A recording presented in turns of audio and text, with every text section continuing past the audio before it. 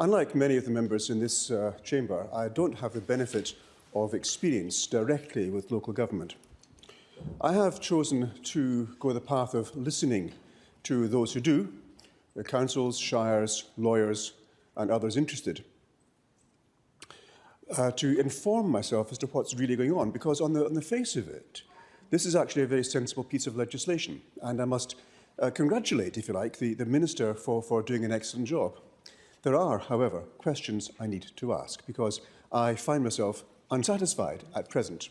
And probably after a committee of the whole, I can have a better feel for what's actually going on. Because let's be clear about what we don't have. What we don't have is the Green Bill that the government promised us. And as a result, we haven't had that level of consultation that we were promised either. Now, reading the Hansard from the other place, I note that a lack of consultation was also raised there. And the Minister responded that there were so many inquiries and so many panel discussions that a Green Bill was no longer relevant. Well, I'll take that on board. I'm sure WALGA and LG Pro were consulted, I'm certain, and they perhaps even listened to. The public, on the other hand, the public were largely shut out of this process, not least because the Minister made it very clear that he didn't intend to deviate from his last discussion paper and was only seeking feedback, you see, on the way in which the reforms might be implemented rather than on the reforms themselves. Now, I'll not make any comment about the reforms because they are on paper. We will discuss them in some detail in the Committee of the Whole. But it might also be worth noting that the current Act, when it was proposed in 1994, was the subject of a Green Bill, which then led into somewhere like 11 public forums, almost 700 written submissions, 45 seminars, and a substantive body of correspondence with more than 1,000 individuals and bodies leading up to the parliamentary debate. Now, this is actually relying on the second reading speech from 1995 for those numbers. That's in case people are wondering where I'm driving these numbers. That level of consultation stands in stark contrast to what we've seen from the current government. Should we be concerned? Well, we have a wealth of experience. The Premier is the Deputy Mayor of Rockingham back in the day. The current Minister, was the Mayor of Vincent. And we have in our chamber here members who have extensive experience at local government level. So I'm sure there's plenty of experience which would have been reflected in the current legislation. But I still have some questions. Now, one of the areas where I began to question is, of course, a stated aim from the Labour Party's platform. Now, I took advice a few weeks ago that maybe my information is out of date from 2019, but the 2021 Labour Party policy platform does give some information about local government intent. And at Chapter 1, it's Enduring Labour Values, that's specifically page 5, item 18C, it states, and I now quote, WA Labour will proactively pursue a 50% representation target on all Western Australian local councils. That's excellent. It's a good idea. As a political party moving forward, getting more trained members via the local government is a fantastic idea, and I would fully support that were I a member of the Labour Party. It's an admirable political target. It's also an admirable political target if you're seeking to transform local government from what had originally been a non-partisan, community-based efforts to improve the lives of people at a local level. But that's been turned into what we see in the eastern states, which is a political and politicised food fight. Local government then becomes a staging post for the leap into state or indeed federal politics. And I think that is a loss for Western Australian local government. There's no doubt that some of our politicians do come up through that school. We've already got examples in our chamber and our Premier as well. And I know that this will not stop. This will carry on. Those who have cut their teeth at local government provide excellent advice and standing in Parliament. And I've seen this with my own eyes in this chamber. But I don't believe it's anything like the majority of the members in this chamber or indeed the other place. And I must say I'm perfectly happy that that is the case. Now, much has been made about the different aspects. I do intend, in my relatively short second reading speech, to talk about some of the details of the current legislation being proposed in the bill. And one of my areas of concern is indeed, as been mentioned earlier by other speakers, the optional preferential voting model. Now, I have to say that optional preferential voting is actually a very good system. I do thoroughly approve of it. But what we're looking at here is an optional preferential voting system on a system where there are no compulsory votes. Such a system for the state government, where we do have compulsory voting, gives, I think, a very good view of what the community is saying. But when you have optional voting, and people can rock up at, say, 30% of the population, you do get skewed numbers. And this means that the changes could benefit the Labour Party in its aim of attaining 50% of seats across our councils. Well, how? Well, because, you see, it will allow party-affiliated candidates, I'm talking here theory, of course, to preference their fellow travellers. Now, I don't think... It's probably not advantageous to declare your affiliation during the campaign, because it would allow... It opens you up to the claim that you're actually engaging in partisan politics rather than serving the general public. But it does concern me, and I suspect it will force other parties to do likewise. So therefore, we're moving into a system of politicising the local government. Yes, I do, but I don't think we should encourage that. Thank you for that.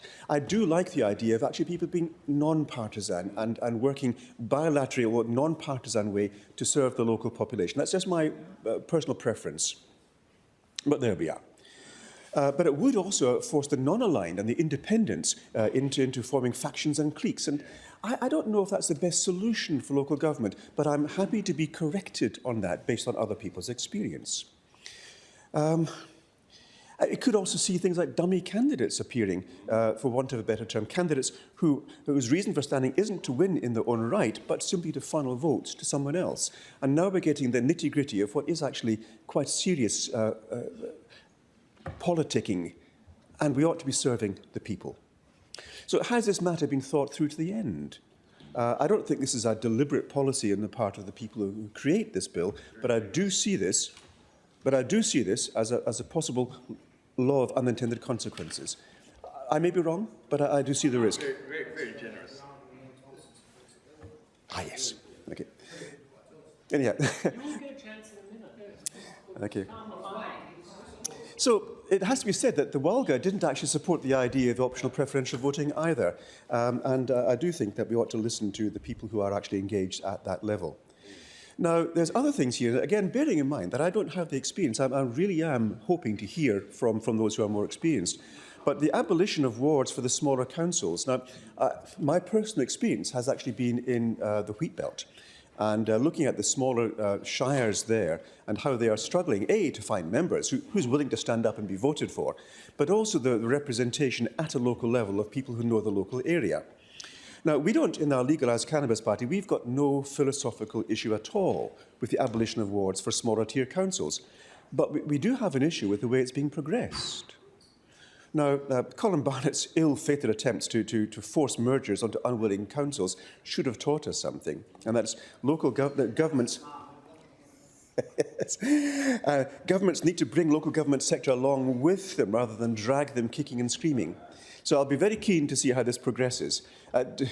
Debate will succeed where diktat almost always fail. That's at least as willing partners are concerned.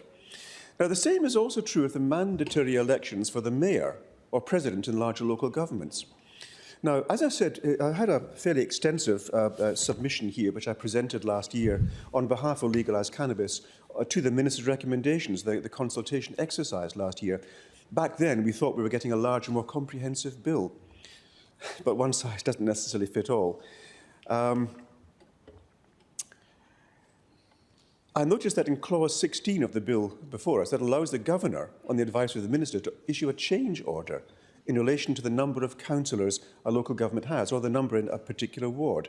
Such a change order will apply, if I understand the bill correctly, as if the change order were regulations made under this Act.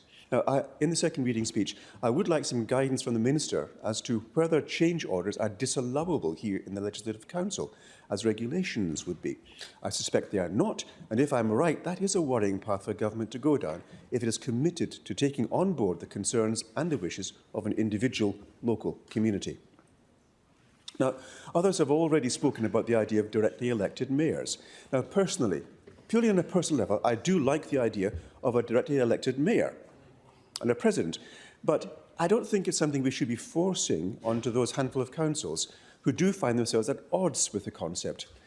Most, if I have understood the figures correctly, and other speakers will surely confirm this, have either off their own bats or after petitions from local ratepayers opted to implement this change. Okay? I imagine more would have followed suit without the need to impose it from them as a requirement. But I'm equally certain that there would have remained some councils who, for reasons unique to themselves, would have preferred to retain an internal election process. And if the ratepayers are happy with that, I wonder why we're going to such lengths to override their views. We are actually dictating what should happen rather than listening to what the people actually want themselves. Now, Section 2 of the Act, it also clearly states that we're looking to increase the community participation in local government, while at the same time requiring councils to be accountable to their ratepayers. Admirable information. Yet here we have an example of overriding the wishes of local communities to defer to a formula that fits to the centre of Perth. It's a one-size-fits-all solution, and I am not convinced on this point, and I do remain worried. Perhaps in the committee of the whole, again, we can get some clarity on this point. Now, others again have also suggested that we ought to be concerned with the ideas of sustainability. I have spoken repeatedly in this chamber on my support for the concept of sustainability. Okay, I'm very attached to that. Without this, we are going to be in deep distress all through our society. And I can't help but notice the concept of sustainability has been moved in the proposal before us. I find this very important. Now, it was originally mentioned in Section 1, subsection 3 of the Act, and it's stated there, in carrying out its functions, a local government is to use its best endeavours to meet the needs of current and future generations through an integration of environmental protection, social advancement and economic prosperity. I'm fully on board with that. But Clause 4 of the bill, before us now, deletes that section entirely. It's moved under this bill to Section 3.1, where it now states, it's a better statement actually, the general function of a local government must be performed having regard, not even due regard, but simply regard. That's something that can be easily ticked off, can it not, and then dismissed. So having regard to the need to promote the economic sustainability of the district and to plan for mitigating risks associated with climate change and the making decisions to consider potential long-term consequences and impacts on future generations, the need to recognise the particular interests of Aboriginal people and to involve Aboriginal people in decision-making processes. Now, and please note this well, members, I heartily welcome this robust language. My only concern is with its location within the bill. The location within the bill. Why would that be of concern to me? We see, my learned friends on either side of this chamber might correct me if I'm wrong, but I have been informed by a number of external lawyers, they've reinforced to me that the movement of this clause in particular is significant. Traditionally, a more weighty understanding has been given to concepts encapsulated in Part 1 of an Act, and that interpretation then follows on along all other clauses from that positioning. If that is the case, then it appears possible, and I do stand to be corrected, if not likely, that for all the fine words we've had, we are watering down this concept by moving it from Section 1 to Section 3. This isn't a move that was foreshadowed in the consultation phase which took place last year. It's effectively come out of the blue. And I have heard in recent weeks from a number of councillors who are concerned about that. Now, I'm certain I'll not be alone in saying that climate change and the needs of future generations are not concepts that should be easily discarded. And I fear that by downgrading this provision, we may be doing just that. I'll be particularly interested in understanding from the Minister what the legal understanding is of downplaying from Section 1 into Section 3 if the force of that recommendation has been diluted, weakened, if you like, such that we are putting less attention, less force on the need for sustainability at local government level. Now, going on from that, there's the concept here about extraordinary vacancies. Now, I do see merit in the new provisions that are provided for filling extraordinary council vacancies, including the backfill if there's an eligible candidate for a recent ordinary election. But I have also consulted with councils in my electorate of East Metropolitan, which has highlighted just how expensive it can be to hold a single extraordinary election. Examples there of $60,000 or $70,000 being bandied around. Now, that isn't loose change, and it's ratepayers' funds we're talking about.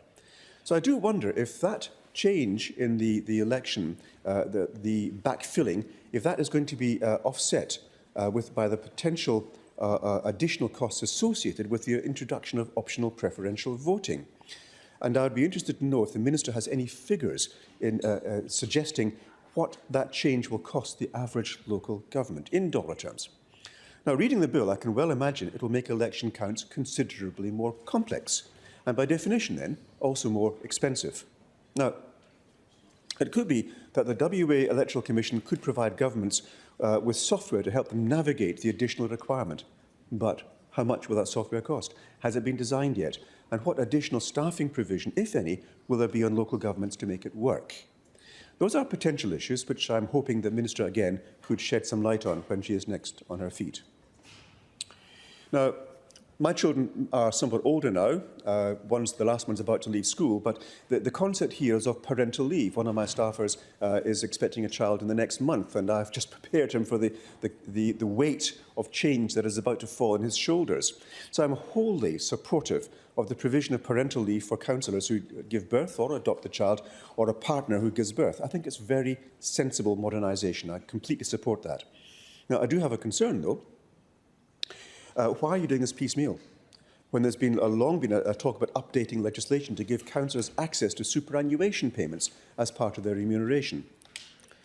Now, interesting that the lack of superannuation payments at present will disadvantage those very councillors who are likely to be helped most by the addition of parental leave. That's young women who, because they're in the childbearing years, are unlikely to be in receipt of superannuation payments from another employer, and potentially for some considerable period, while they raise their children in the family home.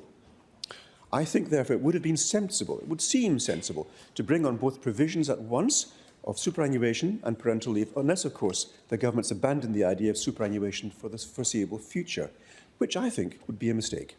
So, while I do support the parental leave provisions before us today, I do wonder at the reasoning behind their inclusion in this, rather than a later, more comprehensive amendment bill, more comprehensive bill.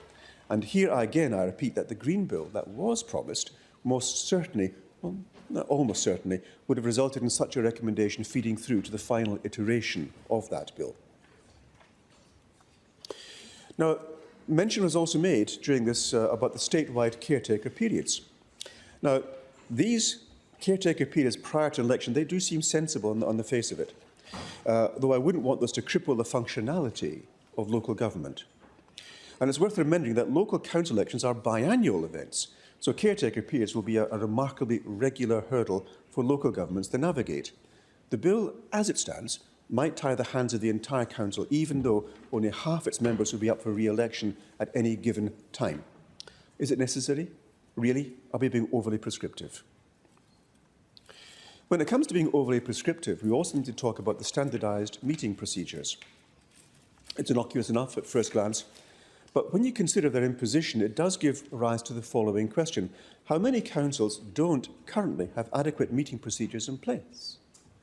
And why haven't those lapses been dealt with on a case-by-case basis before now? Now, I assume that the vast majority already have perfectly functional systems in place. And that leads me to worry as to whether we are placing an unnecessary burden upon those councils that are already performing at, or indeed above, the standard, and we could now bring them down to a common denominator, all in the name of a one-size-fits-all approach. I hope it's not. I do hope it's not. And perhaps the Minister, with the carriage of the bill, can reassure me in that regard when she offers her speech in reply. Now, I began my remarks by noting that the one thing that wasn't in front of us, that's the Green Bill. Well, we were promised that, and I do think we should have had that. But I want to close by noting something else which isn't in the bill. It's a funding commitment.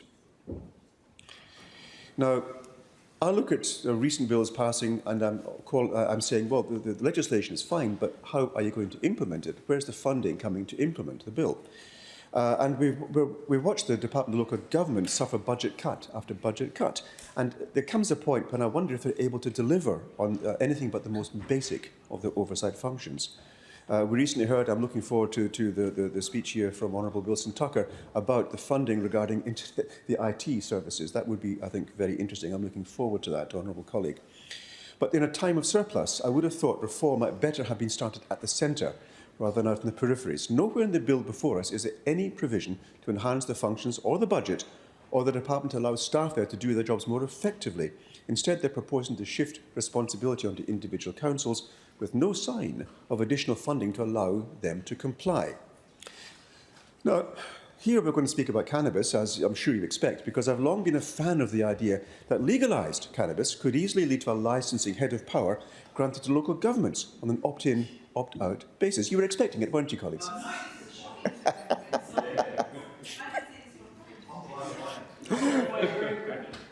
And so with that, we could then reap the money from cafe and cannabis club licences. Now, I suspect that model wouldn't find much support in Treasury, but it would certainly be able to provide a valuable source of revenue stream for cash-strapped councils.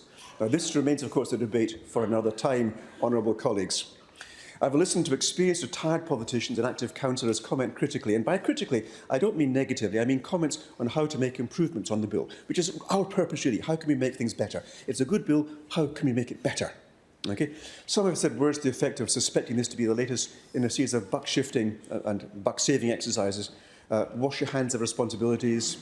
I tend not to think like that.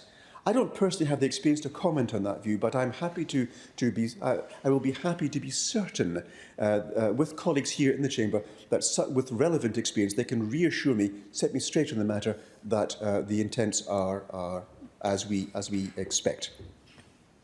I suspect the results of these reforms will be to see local government rates continue to rise. The funding issue is going to be there, the rates will have to rise to meet that. While successive governments of either persuasion are going to say, well, that's not their fault, blame the councils for the decisions we make now, which will have forced upon them changes which cost cash. Now, I'd be delighted to be proved wrong, very delighted, but you may recognise my concern that perhaps much of what is before us is motivated by party politics, rather than a case of genuine engagement with stakeholders and the community at large, leading to sensible and reasoned change. I'm happy to be convinced of the opposite. I look forward to the debate and to the second reading, to the Committee of the Whole. I am an optimist and I stand ready to learn from this bill and I do support it.